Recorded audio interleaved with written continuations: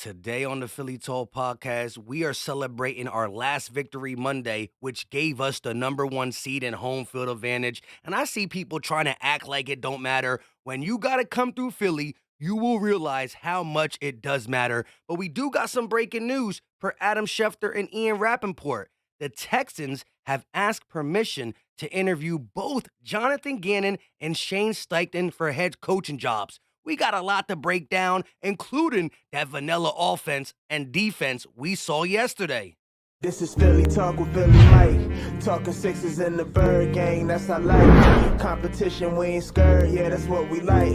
Win or lose, you know we showing up and we gon' fight. You see we strive for the sky every day that go by. And every single week we scream and fly, eagles fly. This is Philly Talk with Philly Mike, yeah. This is Philly Talk with Philly Mike, yeah.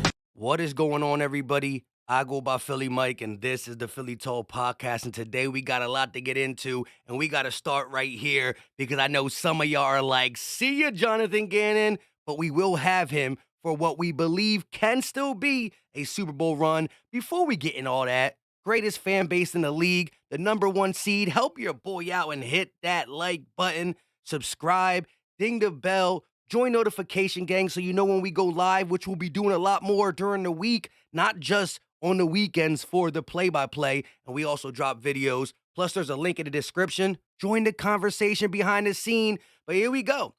The Texans asked permission for both of these guys. Like, if you had to pick one to leave, who would it be? Drop it in the comment section. I already know you were going to pick Jonathan Gannon, right? Shane Steichen hasn't been that great either down the stretch because he calls the plays, Nick Sirianni game plans with him, blah, blah, blah, blah, blah. But at the end of the day, one of these guys might leave. Now, the Texans are interviewing other guys like D'Amico Ryans, this, that, and the third. The Cardinals fired their guy. Maybe one of these guys become a candidate for the Cardinals, right? The fact is, we are the best team in football. 14 wins is nothing to sneeze at. The number one seed for a reason. And so there are teams looking at the analytics behind JG, the offensive powerhouse we've been behind Shane Steichen for the majority of the season. Here's my thing. Frank Wright is a great friend of Nick Sirianni, and we won with him as an OC the biggest game, the Super Bowl. So I wouldn't mind him coming in for Shane if he parts ways. Now, Vic Fangio was next up for DC, but there's rumors that wherever Sean Payton goes, Fangio's going to follow. Whether that's Denver, whether that's back to New Orleans, or whether that is the LA Chargers, he's going to follow. So we probably lost him. But there's guys out there that will adopt an aggressive mindset, and that's the kind of coach I want. Now, listen, I will help Jonathan Gannon pack his bags because although I stuck up for him at times this season, I destroyed him at times this season because he's the biggest wild card. I think the consistency from our run game, our quarterback play, our wide receiver play, our O-line play, to even defensive individuals, the consistency has been there for the players. Sometimes we couldn't tackle, sometimes we messed up in the run gap discipline, but we changed that with personnel, not with JG's coaching strategy. And here's my thing. Tennessee, Giants, the Colts, the Vikings, they were great game plans, but the adjustments are just not there. And although one game could be great, the next game could be absolutely horrible, soft zone, and the playoffs are different. All the quarterbacks will pick you apart if you stay in zone. Simple and plain. You don't got the bottom barrel quarterbacks. You got the better teams, the better coaching staffs, the better play callers. So again, JG, I hope you pack your bags, but while you're in Philly, these next 3 games after that bye week are of the utmost importance. It will help you get a coaching job, and we need to figure this out. And again, one game good, next game, what are you doing, JG? And that's why I still think he's the weakest link. He's the biggest. If we lose a game badly or if we just can't get back into a game, I would bet it's not Jalen Hurts in the offense. It's something to do with the defense and the quarterback just completing passes at an alarming rate. That's my guess. Knock on wood, because I believe if JG calls it right, if we get healthy, we can go out and get a Super Bowl and then still might say bye-bye, JG. Maybe we won't even want him to go then. I'm not so sure about that. But more teams will inquire about his services, right? It's as simple as that. Now, I do want to say this. The Eagles had one goal since the beginning of the season, and that was NFC East champs? Not really. It was clinching the division. Now, this is the NFC East champs picture, but you heard Jeff Lurie talking before Nick Sirianni gave his victory speech. Game ball went to Nick Sirianni, and he told all the coaches, the NFC East champs, that comes with the territory of being a great team. But we want to be the number one team in the NFL, and that's what we did. Tied for the number one team in the NFL, but number one in the NFC. And on the same day, I repeat, the same day, we end up being the number one team in the NFC. Your boy hit 30K. I just wanted to say thanks again. Eagles get the 1 seed, and in the process, we hit 30K subscribers. Listen, from the bottom of my heart, I appreciate y'all. Live streams, videos, all the stuff we've been doing. I never thought we would even get close to here. I just wanted to give my opinion, good, bad, ugly, sad on the Eagles. Y'all the real MVPs. I love y'all to death. Whether it's your comments in the videos, your likes on the videos, or your, conversation in the live play-by-plays or live streams, I appreciate y'all 100%. Now, I want to talk about this because a lot is being made of the Eagles' last game before they go back on a bye was so bad. Wasn't great. Jalen Hurts was rusty. He missed slow. He missed wide. That's why he needed to play. And shout out to some people who calmed me down for the lack of rushing. It could have been the coaching staff trying to get Jalen as warmed up as possible with not playing for 3 weeks, knowing that we got to sit a week. But the fact of the matter is this, the Eagles were keeping a vanilla offense with their backups, with playing against backups. We're still good. There's no reason why you should take what happened in the Saints game, what happened in the Cowboys game, what happened even in this Giants game and hold it to the standard that you believe the Eagles are. No, it was a tune-up game. It was a game to make sure Jalen Hurts, our MVP, gets warmed up, and you've seen he needed it.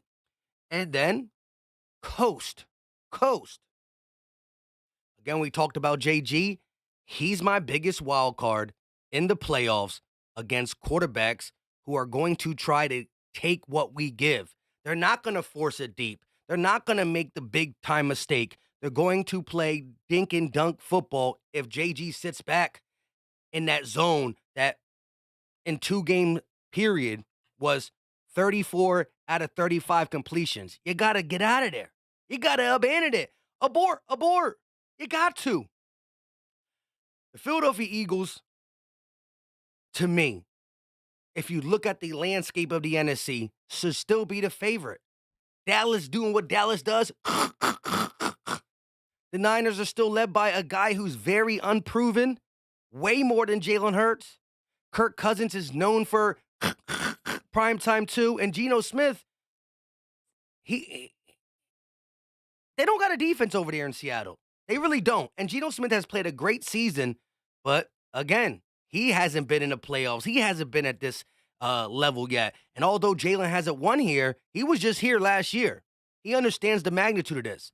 Tom Brady. We'll see if we got to play them. But the Eagles should still be the favorite. No ifs, and or buts. And you shouldn't be feeling as bad as the media is trying to portray us because of the Giants. We barely beat backups. We were using it as a tune-up game. The main thing is we won and we got out there healthy. That's it. Now, I do want to show you some of the shorts I've been dropping. Remember, make sure you enable shorts. Go check them out because they're funny and they're crazy and they're good. But let's start with one that is concerning to me. Listen what Jalen Hurts said as it pertains to his health. I feel like coming into this game, been really pushing myself beyond measures to try and be available and, rather the risk reward of playing in today, whatever that was, we did what we had to do. We're the number 1 seed and we're NFC East champs, and that's the goal we set out to do. And now I can continue to recover and be ready for the playoffs. Was that say you're not really close to 100%, but you think maybe with a couple more weeks Enough. you could get close? Good enough to win today. Good I feel enough like to coming in. good enough to win today. Gotta love that. Gotta respect that. Now listen to this. This was hilarious, right? Cowboy fans are shook. We'll do that last because it's about the Cowboys. But shout out to CJ Garner Johnson for saying Philly humbled him. Later in this, which I don't have, he calls himself the best safety. I can't deny it. Still leading the league in interceptions. But listen how he speaks about loving Philly more than New Orleans and all that good stuff. I get treated very, very, very, very, very like better than I was in New Orleans. And I ain't saying nothing bad, you know what I'm saying? Just you play better ball when you around better guys and you around better athletes. So I feel like this is the result of it. You know what I'm saying? So still lead the league in picks. My team got the best defense. So I kind of say I benefited from it this year, and my teammates benefited from it. I think the biggest part, coming here was humbling myself. How so? If you had been able to play. How so? Hold on. Yeah. How so? Yeah. Now, man, I'm gonna cap to you. You got two of the corners that can cover better than me. Yeah, I think I was covering all down in New Orleans, but when I got a chance to play with some lockdown corners, I just figured out play my role, man. And then Sorry. it turned out to be good, I guess. Huh? What's stand? I get Turned out to be good, I guess. A lot of things turned out to be good.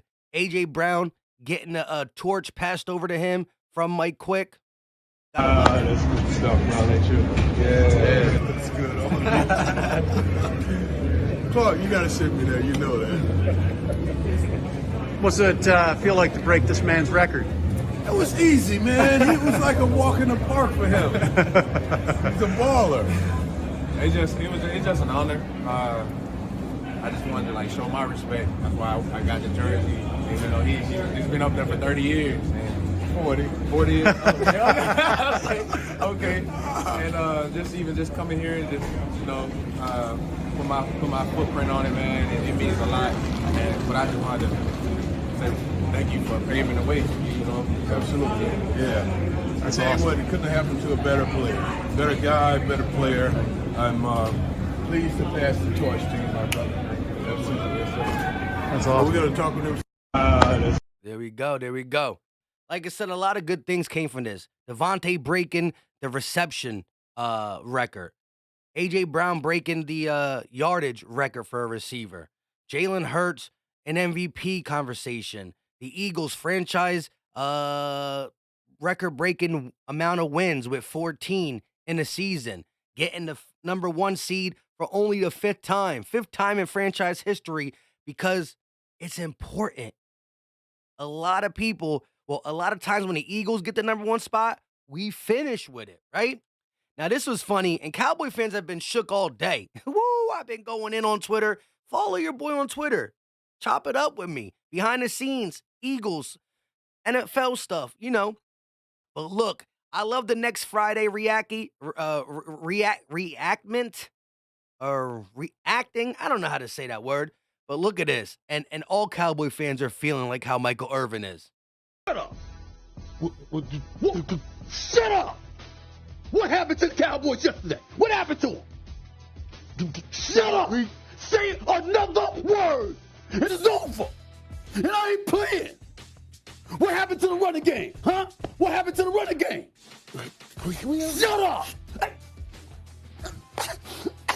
Say another word! Say something again! Say it! Say it! What happened to them now? They ready for the playoffs, huh?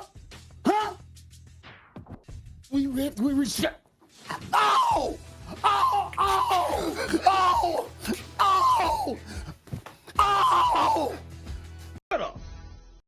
You gotta love it. You gotta love the fact that Cowboy fans. Now the Eagles get to sit back. Hold up. Matter of fact, we about 14 minutes and 28 seconds in. Drop the muscle emoji if you made it to the 14-minute mark for sure. But again, the Eagles get to watch Giants, Vikings, Cowboys, Bucks, Niners, Seahawks. We get to watch that. We get to practice. We get to rest up. Find out who we're playing and then game plan for. We get to pass to the second round because we worked for it. Giants, Vikings, Cowboys, Bucks, Niners, Seahawks. We'll see who we play. We'll talk throughout the week of who we think we match up with better because we got a lot of stuff coming. Remember, Wednesday's the call-in stream, 7 o'clock. Be there. Let me know your thoughts in the comment section, Eagle Nation, about JG, about Shane Steichen, about last night's win, about the Eagles in general, the health, all the shorts I showed you, from the Jalen Hurts talking about his injury to, shoot, Darius Slay being hyped in the locker room. Yeah! Hey, you know what I'm saying? Y'all see that shit? That shit look good, all right? Yeah! Fact of the matter is, he's never won a division. He's never been to the second round in his 10 years in the league. Never did none of that. He got the division, and he gets advanced to the second round because of the hard work he and all us Eagles did. Let me know your thoughts in the comment section. Make sure you smash that like button. Like I said, shout out to y'all. 30K and counting. We going to continue to do live streams, videos, and shorts. Make sure you enable them. We going to keep dropping them. We out. Peace.